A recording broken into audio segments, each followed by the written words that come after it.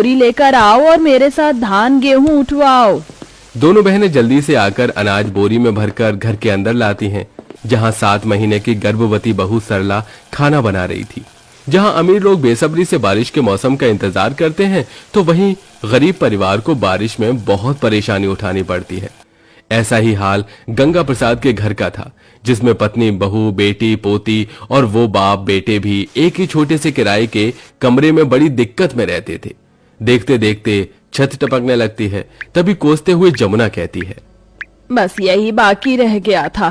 पता नहीं ये बरसातें क्यों आती हैं। हम गरीब परिवारों के दरवाजों में कितना पानी बह रहा है छत से। तभी सास को दुखी देखकर सरला हिम्मत देती है। माँ जी, आप चिंता मत कीजिए, मैं अभी पानी निकाल दूंगी। वैसे भी खाना पीना तो बन गया है। नहीं बहू, तू पेट से है। तेरे और तेरे बच्चे के लिए वजन उठाना सुरक्षित नहीं। हाँ सरला भाभी, आप रहने दीजिए, हम दोनों पानी निकाल देंगी। आप पैर ऊपर करके खटिया पर बैठ जाओ। कविता बबीता दोनों बाल्टी बाल्टी करके पानी बाहर फेंकने लगते हैं। कुछ देर में आसमान भी साफ हो जाता है और बारिश हल्की हो जाती है। हाय राम, घर का पानी निकालने में सारा खाया पिया निकल गया। मुझको तो भूख लग रही है। हाँ बबीता, चल खाते हैं। हाँ हाँ, जाओ जाओ, चल लो दोनों। फिर मैंने तुम दोनों का झाड़ू से लक्षण नहीं उतारा तो देखना। माँ, तुम गुस्सा क्यों कर रही हो? अब हमने क्या किया? आज वीरवार है, तुम दोनों को इतना भी याद नहीं कि मैं तुमसे व्रत करवाती हूँ। तुम्हारे पिताजी को केले के पत्ते लाने भेजा है। जल्दी से नहा धोकर पीला सूट पहन लो। माँ, पीला सूट क्यों पहनना है? आप बोलो तो हम केले के पत्ते पहन लेते हैं। ज्यादा खी की तो एक झापड़ में बत्ती सी निकाल दूंगी। कविता बबीता नहाकर पीला सूट पहनती हैं। तभी गंगा प्रसाद केले के पत्ते ले आता है, जिससे दोनों पूजा करती हैं। ये सत्यनारायण भगवान, बस इस व्रत का फल दो प्रभु। मेरी दोनों बेटियों को अच्छा दूल्हा मिले और दोनों सुखी घर द्वार में जाएं। सरला सबको खाना परोसती है। सारे लोग खा लीजिए। कविता बबीता, तुम दोनों तो आटे का हलवा खाओगी ना? आज के दिन मैं बना देती हूँ। बड़ी कठिनाई से सरला दोनों नंद को गीले चूल्हे पर हलवा बनाकर देती है। ये लो सरला, खा लिया मैंने। अजी, ये क्या? आपने आधी रोटी खाई है? क्या हुआ किशोर, कच्चे केले की तरकारी तो तुझे कितनी ज्यादा पसंद है, फिर ढंग से खाया क्यों नहीं? मन नहीं बाबूजी, मकान मालिक का किराया देना है, उसकी चिंता लगी हुई है। बारिश में इतना काम धाम भी नहीं है, समझ में नहीं आ रहा कैसे भरूंगा किराया। जैसे जितने साल में हमने इस कमरे का किराया भर दिया, उतने में हमारा अपना खुद का घर आ जाता। पिताजी भैया, हम अपना घर क्यों नहीं खरीद लेते? कहां से लेंगे बिटिया इस गरीबी में? 2 टाइम की रोटी भी ढंग से नहीं खा पाते, और जमीनों का रेट तो आसमान छू रहा है। 1 गज जमीन भी लाखों की बिक रही है, हमारे बस में तो नहीं है लेना बेटा। यूं ही दिन बीतते हैं। बरसात का मौसम गरीब ससुराल वालों को बहुत सताता है। रात भर टपकती छत में वो सो नहीं पाते, तो वहीं किशोर काम की तलाश में रोज जाता और धक्के खाकर वापस आ जाता। क्या हुआ जी, आज कुछ कमाया आपने? नहीं सरला, आज भी बात नहीं बनी कहीं। तो क्या हम सबको आज भी भूखा सोना पड़ेगा? मुझको भूख लगी है।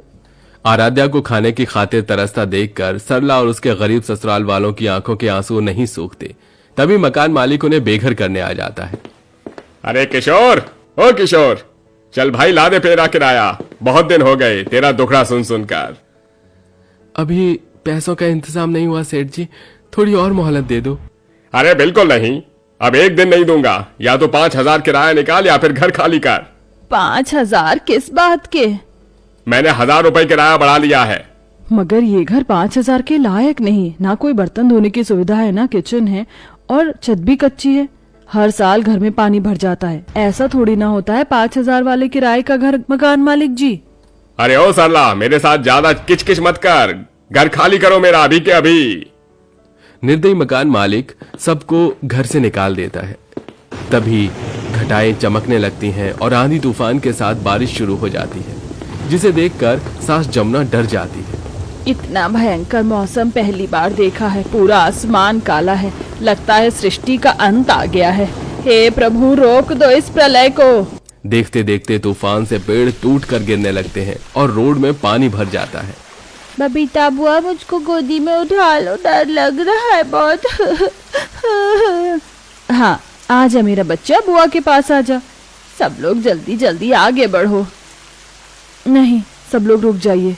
यहीं देखिए, पानी के चलते आगे का रास्ता भी दिखाई नहीं दे रहा, और घर तो किसी भी कीमत पर हमको बनाना ही होगा। कब तक इस बारिश के कहर में भटकेंगे? लेकिन घर बनाएंगे किस चीज से सरला? हमारे पास कुछ भी नहीं है। तभी बहू का ध्यान एक पार्क पर जाता है जहाँ बहुत ही हरे भरे केले के पेड़ लगे हुए थे। मिल गया उपाय।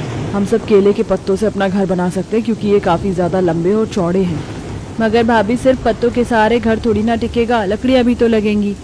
अरे तो इकट्ठी कर लेंगे, बेठिकाना कब तक रहेंगे। माँ जी, ननद जी, आप तीनों लकड़ी इकट्ठा कीजिए, और किशोर जी आप थोड़ा मिट्टी का इंतजाम कीजिए, जिस पर केले के पत्ते आसानी से चिपक जाएंगे।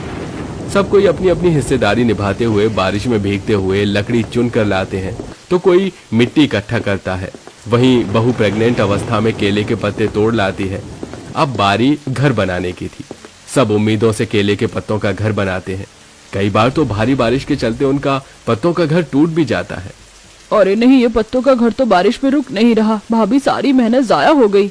कोशिश करने वालों की हार नहीं होती। कविता, चलिए सब लोग मेरी मदद कीजिए।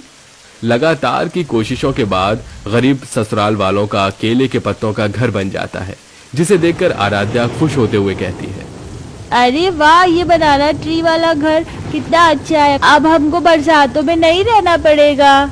सब कोई घर के अंदर आ जाता है। तभी जमुना कहती है, अरे बहू, तेरी साड़ी कितनी गीली हो गई है, इसमें से तो पानी टपक रहा है। ऐसे तो तुझे और तेरे होने वाले बच्चे को निमोनिया ना हो जाए। कुछ नहीं होगा, मैं सुखा लूंगी। नहीं नहीं किशोर बेटा, जाओ और थोड़े केले के पत्ते तोड़ ला। जी अच्छा माँ।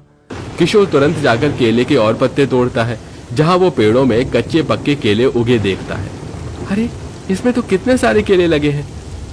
मैं तोड़ लेता हूँ, वरना तो कोई और तोड़ कर ले जाएगा। केले के पत्ते लेकर किशोर घर लौट आता है। ये लो माँ, मैं केले के पत्ते ले आया, और ये कुछ फल भी ले आया हूँ। किसी ने कुछ नहीं खाया, इसे ही मिल बांट कर खा लेते हैं। ये लो सरला, तुम खाओ। अभी खाने की जरूरत तुमको सबसे ज्यादा है, तुम प्रेग्नेंट हो। मेरा मीठा खाने का मन नहीं है। ये पके केले आप लोग खा लीजिए, बाकी इन कच्चे केले का पकौड़ी बनाती हूँ। वैसे भी जब ये बारिश का मौसम हमें दुख तकलीफ और गम देने में कोई कमी नहीं करता, तो हम खुश होने में, खाने पीने में क्यों करें। बहू रोड में से ईंट उठा लाती है और चूल्हा बनाकर सबके लिए केले के पकौड़े बनाती है। तो वहीं जमुना केले के पत्तों की सुंदर सी साड़ी सिलती है। ये ले बहू, तेरी गरीब सास की इतनी हैसियत तो नहीं कि तुझको लाखों की साड़ी दिला पाती। ये पत्तों की साड़ी सावन का उपहार समझकर रख ले। सास का प्यार देखकर बहू की आंखों में आंसू आ जाते हैं। वो दिल की गहराइयों से धन्यवाद देती है। बहुत बहुत धन्यवाद माँ जी, ये उपहार मेरे लिए सबसे कीमती है। अच्छा आइए सब लोग पकौड़े खाइए। अरे वाह भाभी, मुझे तो पता ही नहीं था केले के पकौड़े इतने टेस्टी बनते हैं। मजा आ गया, अब जाकर पेट में घुस गया। भाभी एक पकौड़ा और दीजिए ना, बहुत अच्छे लगे मुझे। हाँ हाँ, ये लो कविता, खाओ। पूरा ससुराल लगभग 2 दिन रात रास्तों में भटकने के बाद उस दिन अपने केले के पत्तों के घर में चैन सुकून से सोता है। अगले दिन सवेरा होते मौसम खुल जाता है। अरे मौसम ठीक हो गया, मैं कहीं काम धंधे की खोज में निकलता हूँ। जाओ जी, भगवान की दया कृपा से आज आपको काम मिल जाएगा। तभी बुजुर्ग उम्र में ससुर भी काम पर जाने के लिए तैयार हो जाते हैं। अरे रुको बेटा, मैं भी तेरे साथ चलता हूँ। दिन भर घर में बैठे बैठे क्या करूंगा, तेरे साथ जाऊंगा तो 2 पैसे कमा कर ले आऊंगा। अरे बाबूजी, मैं हूं ना घर संभालने को, आप यहीं रहिए। तभी छलकते आंसू से गंगा प्रसाद ने कहा, बुरा वक्त बताकर थोड़े ना आता है बेटा, 2 पैसे जमा रहेंगे तो काम ही आएंगे। उसकी बातों में गरीबी की सच्चाई थी। दोनों काम की तलाश में निकल जाते हैं, जहां उन्हें एक कारखाने के निर्माण में मजदूरी का काम मिल जाता है। देखो, काम तो दे दूंगा, मगर दिहाड़ी 300 है। अरे कोई दिक्कत नहीं है सरकार, इतना ही दे देना। अच्छा तो काम पर लग जाओ। दोनों सुबह से शाम तक ईंट बनाते और पहुंचाते हैं, और शाम को कमाई लेके घर आते हैं, जिसे पूरा परिवार भर पेट और अच्छा खाना खाते हैं। पूरा गरीब ससुराल केले के पत्ते घर में खुशी खुशी जिंदगी गुजारने लगते हैं। तो वहीं बरसातों का मौसम भी अगले कुछ महीने की खातिर टल जाता है।